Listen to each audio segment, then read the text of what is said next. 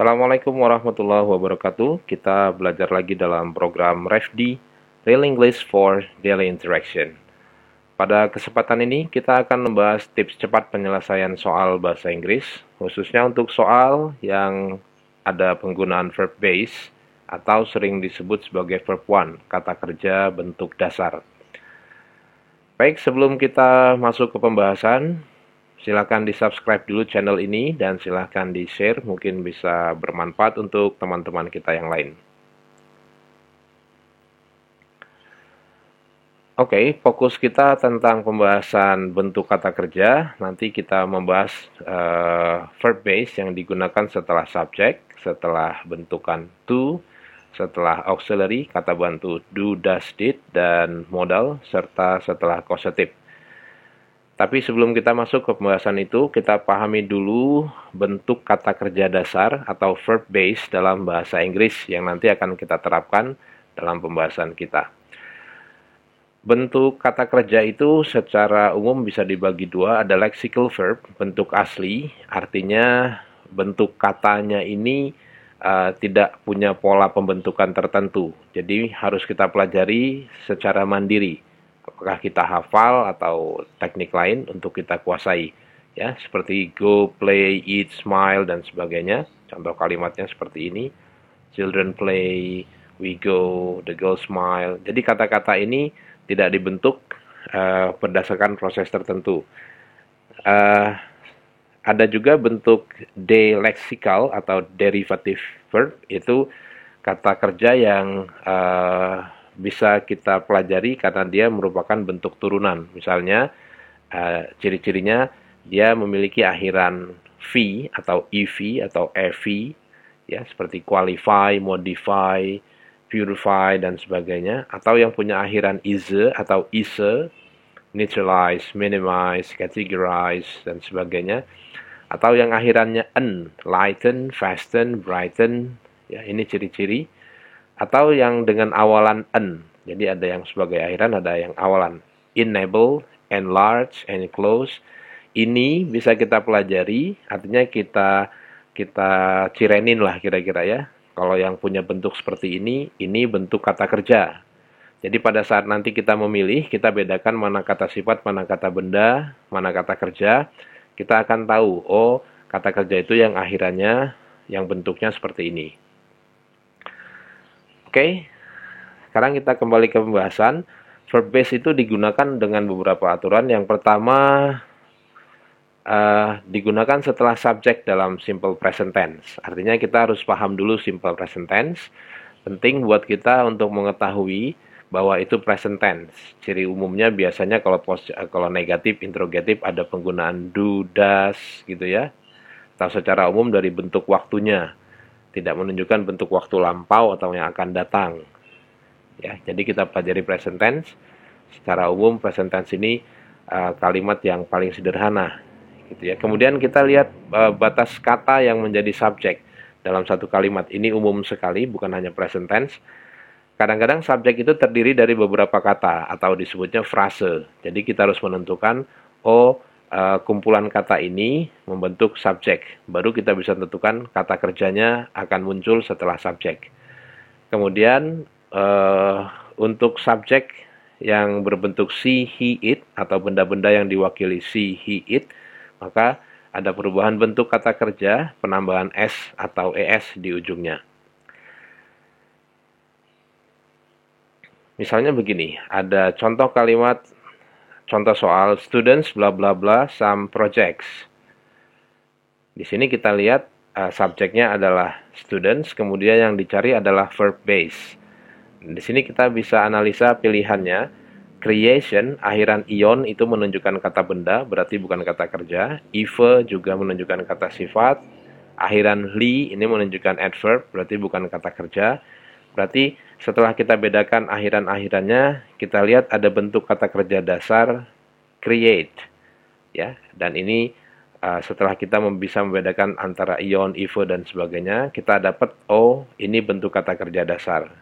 Sehingganya dengan cara nyirenin bentuk seperti ini, kita tahu yang dibutuhkan adalah bentuk kata kerja dasar, sehingga D menjadi benar.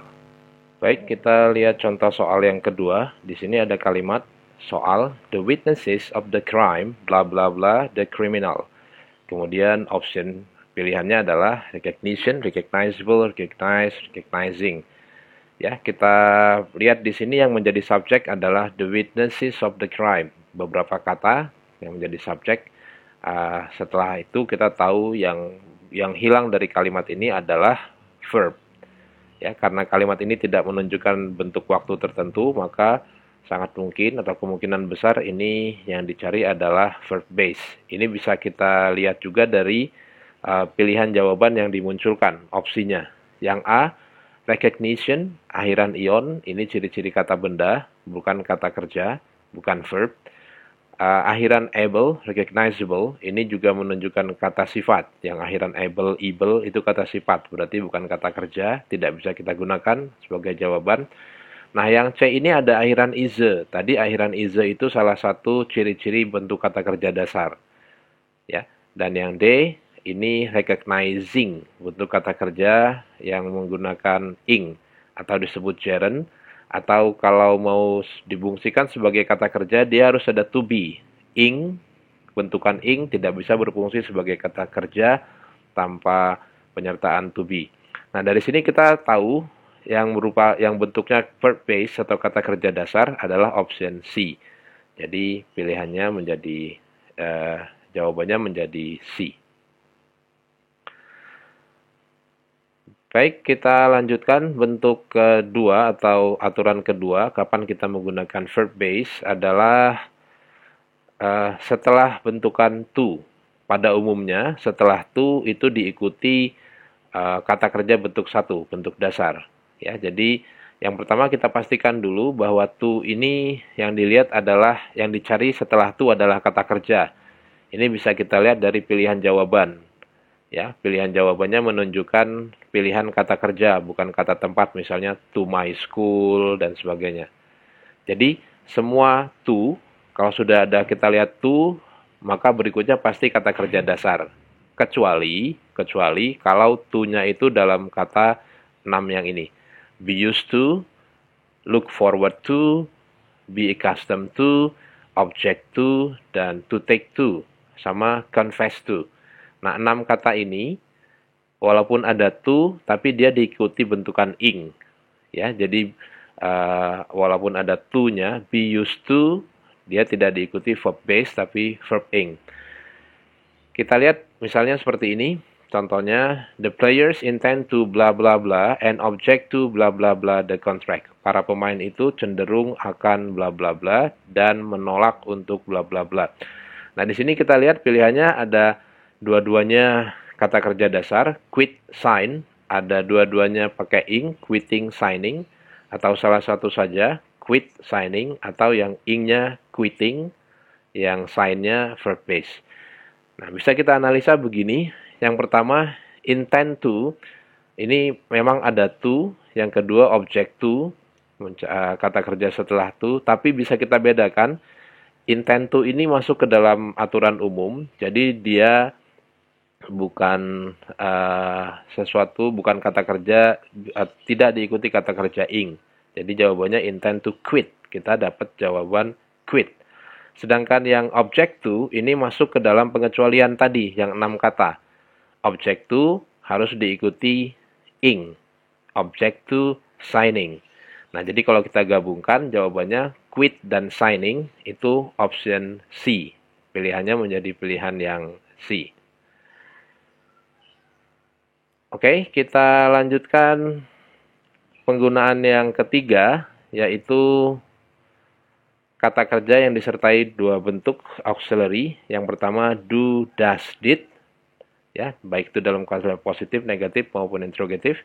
Yang kedua, pada saat kalimat itu, satu kalimat menggunakan modal. Modal itu can, could, may, might, will, would, shall, should, dan must. Nah, kalau dalam satu kalimat itu kita dapati penggunaan do, does, did, atau modal, salah satu dari modal yang menemani kehadiran kata kerja, ya, maka kita pastikan kata kerja yang digunakan adalah kata kerja bentuk dasar atau verb base.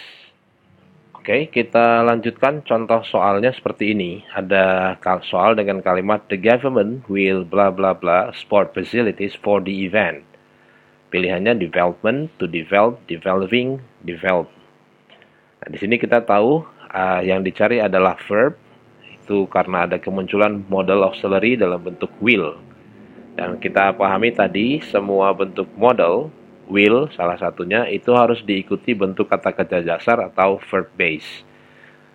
Kita lihat pilihannya yang A itu development, akhiran men itu menunjukkan dia kata benda bukan kata kerja.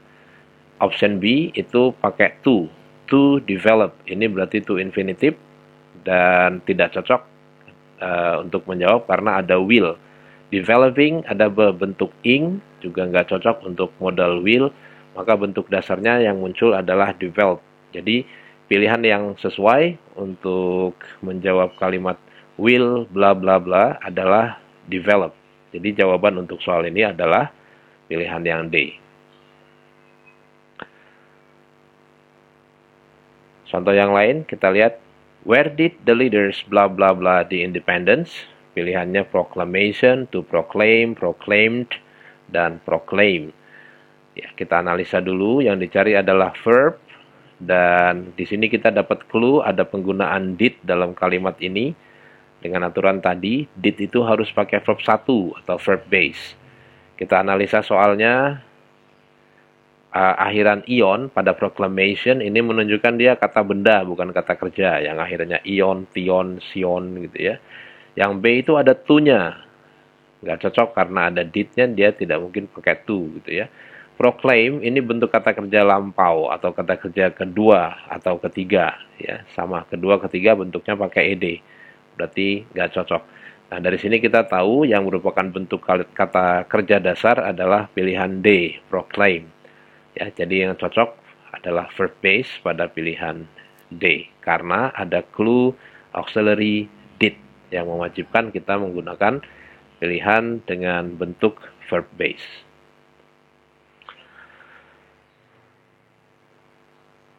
Oke, aturan yang keempat atau aturan terakhir yang kita bahas hari ini untuk penggunaan kata kerja dasar adalah pada kalimat kausatif. Kausatif ini punya pembahasan sendiri, tapi untuk pembahasan cepat kita cirenin aja bahwa penggunaan have, make, help, dan let, kemudian ada diikuti objek pronoun me, you, them gitu ya, maka bentuk itu akan menggunakan kata kerja pertama. Contohnya begini, my friends make me cry.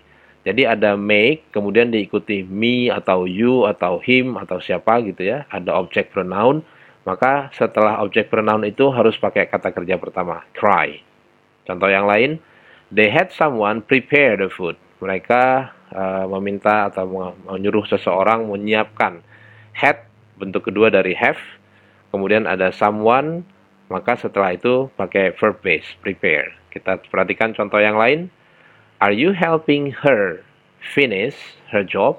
Ya, jadi walaupun ini bentuknya her, help, karena pengaruh tensi saja.